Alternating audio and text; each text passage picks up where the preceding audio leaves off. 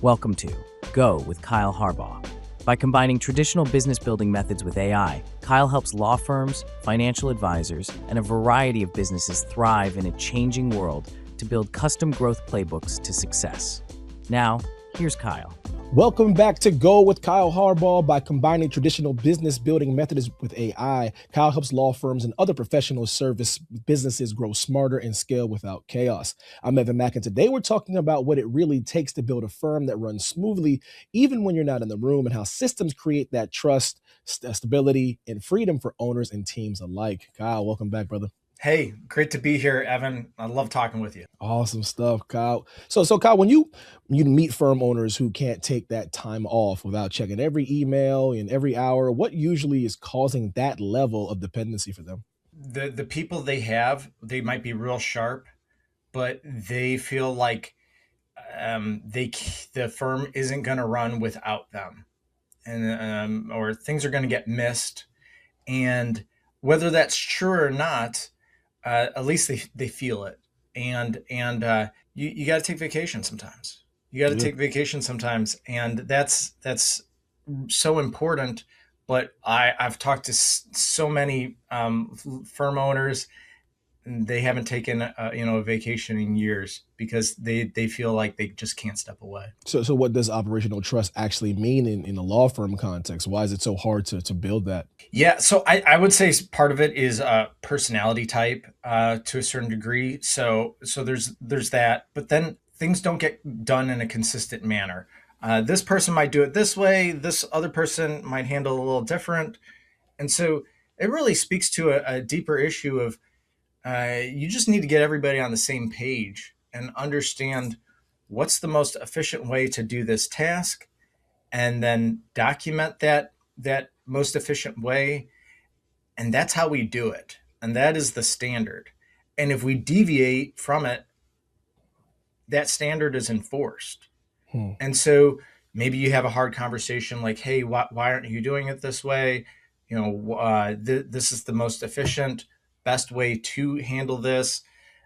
So there's a few different elements there, but you have to clearly state what it is that people are doing, and then let them do it. So how do you start documenting the right processes without turning the firm into a pile of SOPs that nobody reads? Great question. That is a great question. So first off, I would communicate with your team and help them to understand why this is important, how this is going to make them better. And yes, maybe it's a SOP that you're not going to read, but when you bring on that new teammate and they don't know what to do or how things run, you can refer them to those documents, and then they can learn how things are done. And maybe you don't have to read them all the time, but it's clearly stated, and it's a great onboarding tool, because if they're not looking at those SOPs, they're asking somebody for help, and that's a drag on the team and overall productivity. So where do most firms over systemize or under systemize, and how do you find the balance in between the two? That's a good question. I see the most systems are in marketing. However, a lot of this data isn't tracked. And so the first thing to do is to begin tracking your data. Understand the client journey. Understand how a person goes from somebody who has a legal matter who doesn't know your firm to becoming aware of your firm, to booking an appointment, to signing up, then getting all the way through to the end of completion of their matter. Understanding each step of that, and then how are we going to consistently handle each part of that journey. So what's the relationship between clear systems and staff accountability, Kyle? So systems are great, but there has to be you need inspection. So you have to be able to look and see what people are doing. If there's no inspection, standards can't be enforced.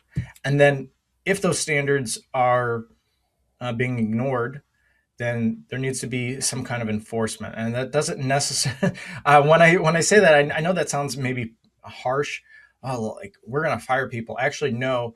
I would say you need to have some conversations, and maybe there's the SOP isn't clear enough, Hmm. and maybe it needs to be iterated on. I would say that removing somebody from your firm is a last resort, but there needs to be some sort of enforcement so that people know, like, this is how we do it, and it's going to be my work's going to be checked from time to time by somebody. So Kyle, how can a firm use dashboards or scorecards to monitor performance without, micromanaging a person? People feel micromanaged when they're never trusted. Yep. And so you need to have a relationship with this person. You need to build trust. You need to understand you have a leadership bank account, if you will. And so you need to make deposits and withdrawals. Withdrawals are going to happen pretty naturally. And so you need to understand what's important to them and make deposits so that you can make withdrawals later. If you just make withdrawals all the time, it's not going to work. People are going to think of you as a micromanager. If you're partnering with them, you're asking, like, hey, what are your long-term goals? How can I help you get there? Where do you want to grow? Like, what new skills do you want to learn? What kind of experiences do you want to be exposed to that will help you in your career path? Like, things along those lines, those are going to be deposits.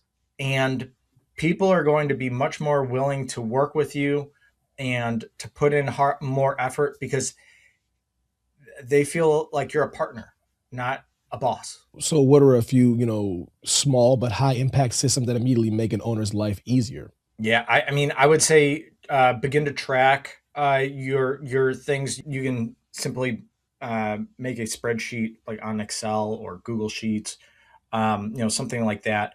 The other thing you can do, I would highly recommend. There's a lot of very good, practice management systems out there, and now they're getting AI. Now, obviously, you want to make sure the AI is doing what it's supposed to do. It's helping, not scaling chaos.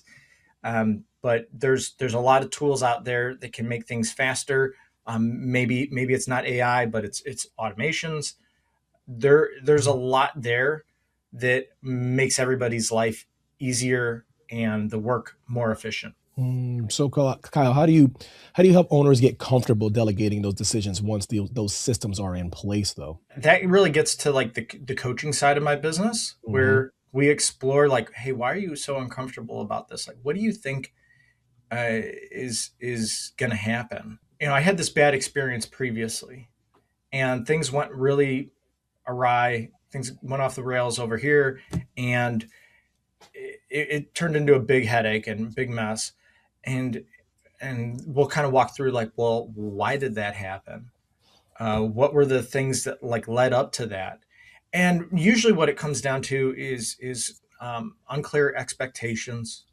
That the leader didn't take time to explain what was happening, why it was important, or what a lot of times it's not even written down, and so somebody does the best they can with the information they have. They mess up, and while you might say, "Oh, that's the employee's fault," it's really not. It's a leadership issue. Hmm.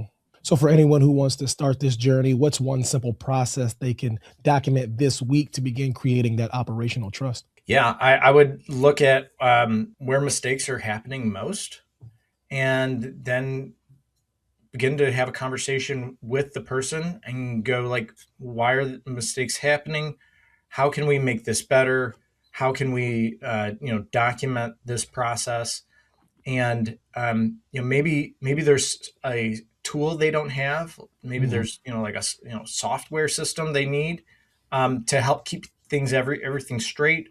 Maybe they just need like a clear direction on what they need to do, how they need to do it, and so that would be my recommendation is look at where mistakes are happening the most. That's the biggest need, and begin to have conversations with your people. And one thing, when you're writing those, I would definitely have the input of the employee, and I would recommend that the employee writes it, at least the first draft, and then that way you know all the different steps that are involved. Because sometimes that's the disconnect is the employee sees the needs and what needs to happen, and the owner doesn't, and so there's kind of this mismatch in communication. Oh, all right. Kyle, thank you for your time, brother. My pleasure. Great being here. Thank you for listening to Go with Kyle Harbaugh. If you want to see how Chief Go officers use AI to help firms decide faster and scale smarter, visit chiefgoofficers.com. Don't forget to like, subscribe, and share this episode with someone who might need it. Thank you so much, and we'll see you next time. If you heard anything you would like to discuss with Kyle, please schedule a call with him using the link in the show notes. Please also be sure to like, subscribe, and leave a review in the comments.